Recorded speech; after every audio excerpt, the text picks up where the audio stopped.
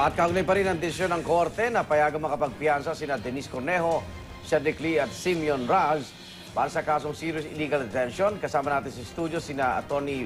Ferdinand Topacio, abogado po ni Denise Cornejo. At nasa linya naman ng telepono si Atty. Howard Calleja, abogado ni Cedric Lee at Simeon Raz. Unahin natin si Atty. Topacio. Good morning po, Atty. Yes, good morning, Igan. Mabuhay po kayo at lahat ng ugat sa inyong katawan. Atty. Calleja, good morning. Of course, good morning kay Panyano, kay Ferdy. Apo. Okay, yung kampo ho, no, ni Bong Navarro, nagpakita na naman ng bagong CCTV video noong January 22 sa poolside sa Ritz Tower sa Ayala Avenue, Makati.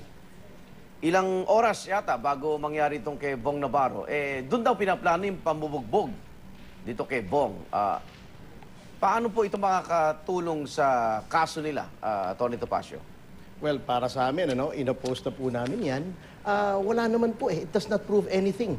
Walang audio yun. Nakita lang na they are congregating. So para po sa amin, with respect to the issue of conspiracy, wala pong evidentiary value yun. Atty. Calleja, pinapa-dismiss, no? O pinapa-inhibit. Ito pong nagbigay ng piyansa si Judge Paz Esperanza Cortez ng kampo nila Bong Navarro. Anong reaksyon nyo rito, Atty. Calleja? Well, Igan, kahapon kasi nag-file sila ng dalawang motion, yung motion for reconsideration at saka motion for inhibition. Ang sinasabi ko lang po dito, alam niyo po ang motion for inhibition kailangan po meron kang mabigat na ebidensya o tawag dito, tamang ebidensya, tamang rason, bakit mo gustong ipa-inhibit ang isang husgado para sa isang kaso.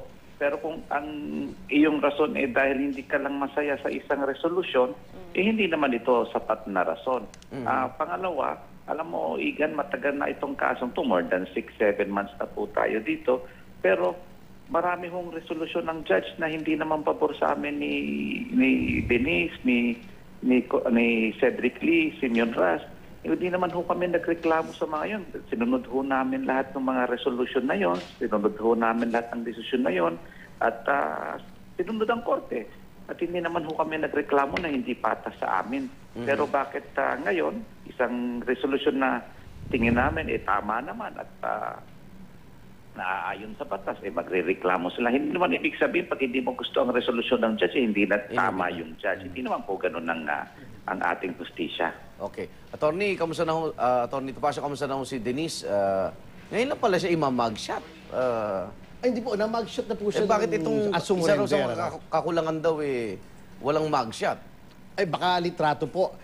Actually, bago ko sagutin yan, Igan, kung pwede lang mag-react din ako rin sa motion for inhibition. Alam niyo, style na ni Atty. Malyonga yan May kaso po kami dun sa Marikina, yung kay Claudine Barreto. Ganyan din yung style niya na kapag hindi niya nagugustuhan yung sinasabi ng judge, pina-inhibit niya. Alam niyo, pangit po yung style na yan, Atty. Malyonga. Okay. Teka, dito tayo kay Denise. Makakapagpiyansa ba siya? Nakaliko na ba ng pera, Atty. Topacio? Ay, opo, yun nga po, kaya nagtagal kami at medyo nauna po sina Mr. Cedric Lee, ay inuna po namin kasi useless naman pong mag-fulfill kami ng mga documentary requirements kung wala po kami pampiyansa, di rin po makakalabas. So, yun po muna, medyo nahirapan po kami.